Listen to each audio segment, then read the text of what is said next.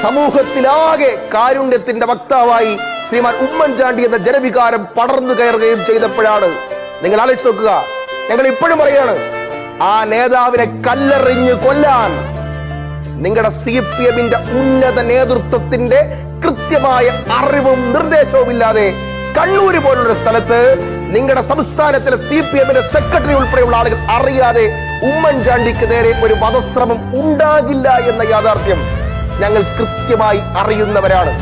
അല്ലാതെ 3-4 DYFI കുട്ടികൾ എറിഞ്ഞ് ഒരു കലാപരിപാടിക്ക് വേണ്ടി എറിഞ്ഞതല്ലതും 3 ഉപതെരഞ്ഞെടുപ്പുകൾ ജയിച്ചിട്ട് ഈ മനുഷ്യന്റെ കീഴിൽ ഈ ജനസമ്പർക്കവും ഈ കാരുണ്യവും ഈ താലോലവും ഈ സ്നേഹസ്പർശവും അനാഥ കുട്ടികളുടെ സ്നേഹപൂർവവും വയോമിത്രവും കാരുണ്യ ലോട്ടറി ഉൾപ്പെടെയുള്ള ഈ പരിപാടികളുമായിട്ട് ഉമ്മൻചാണ്ടി നിറഞ്ഞാൽ, ജീവിച്ചിരുന്നാൽ അത് LDF-ന് മരണമണിയാണെന്ന് തിരിച്ചറിഞ്ഞുകൊണ്ട് എറിഞ്ഞു കൊല്ലാൻ ശ്രമിച്ചവരാണ് നിങ്ങൾ.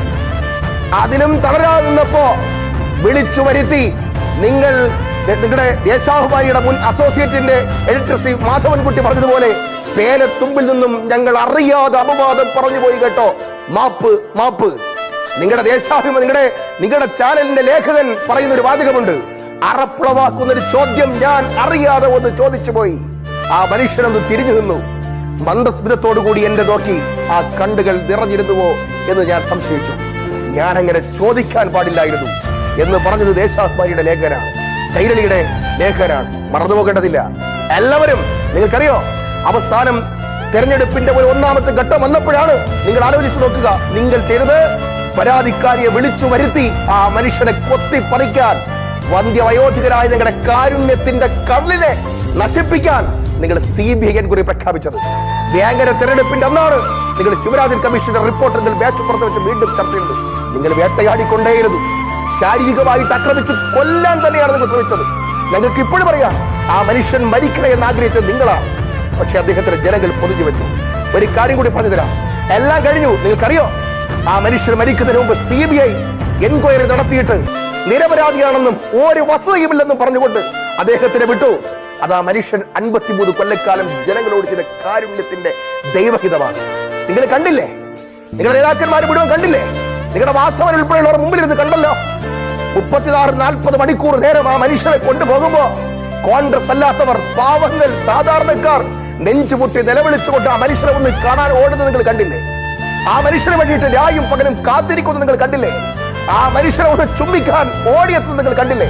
കോൺഗ്രസ്സുകാരാ, സാധാരണക്കാരും പാവപ്പെട്ടവരുടെയും അത്താണിയായിരുന്നു, ഏഴകളുടെ തോടരായിരുന്നു ഞങ്ങളുടെ ഉമ്മൻചാണ്ടി. ആ ഉമ്മൻചാണ്ടിയെ കൊല്ലാൻ ശ്രമിച്ച നിങ്ങൾ 5 കോടി രൂപ കൈക്കൂലി കൊടുത്ത് ശിവരാജൻ കമ്മീഷനെ കൊണ്ട് വെറി എഴുതി വെച്ചു എന്ന് നിങ്ങളുടെ C ദിവാകരൻ പറഞ്ഞത് ചർച്ചയാക്കാൻ ഞങ്ങൾ തയ്യാറായിട്ടുണ്ട്. അങ്ങനെ എല്ലാം കൊത്തി പറിച്ചിട്ട് മരിച്ചതിന് ശേഷവും വേട്ടയാടാൻ ശ്രമിക്കുന്നു. വികസനമില്ലെന്നോ? നമുക്ക് ചർച്ച ചെയ്യാം കേട്ടോ, നമുക്ക് ഓരോ വികസനമായിട്ട് ചർച്ച ചെയ്യാം. നിങ്ങൾ വേട്ടയാടിയ കഥകൾ പറയാം. അതുകൊണ്ടാണ് നിങ്ങളുടെ പിണറായി വിജയന്റെ തോക്കും ലാത്തിയും, നിങ്ങളുടെ പിണറായി വിജയന്റെ ബ്യൂഗിളും, നിങ്ങളുടെ പിണറായി വിജയന്റെ സല്യൂട്ടും വേണ്ട എന്ന കുടുംബം തീരുമാനിച്ചിട്ടാണെന്നറിയോ? അത്രയേറെ സഹിച്ചവരാണ് നിങ്ങൾ. അറിയോ, നാണമുണ്ടായിരുന്നു നിങ്ങളുടെ പ്രതിപക്ഷ നേതാവിന് എഴുതി കൊടുത്തിട്ട് ആ കുടുംബത്തിലെ കുട്ടികളെ കുറിച്ച് നിങ്ങൾ അനാവശ്യം എഴുതി വെച്ചത്, അനാവശ്യം വിളിച്ചു പറയിച്ചത്. Speaker Shri G. കാർത്തികേയൻ അപേക്ഷിച്ചിട്ട് കേൾക്കാതെ വായ്ത്താരി വിളമ്പിയത്. എന്നിട്ട് ഏറ്റവും അവസാനം അദ്ദേഹം ഓണറബിൾ സ്പീക്കർ മൈക്ക് ഓഫ് ചെയ്ത് നിങ്ങൾ കൊത്തിപ്പറിച്ച് മതിയായില്ലേ? ആ കുടുംബത്തെ വേട്ടയാടി മതിയായില്ലേ? ആ മനുഷ്യൻ മരിച്ചിട്ട് ആ മനുഷ്യന്റെ കബറിടത്തിലേക്ക് 10,000 ഇന്നും തീർത്ഥയാത്ര പോലെ, ഒരു വിശുദ്ധരെ പോലെ അവിടെ ഓടിയെത്തുകയാണ്. കണ്ടിട്ട് സഹിക്കണില്ലല്ലേ? വികസനമില്ലെന്നല്ലേ?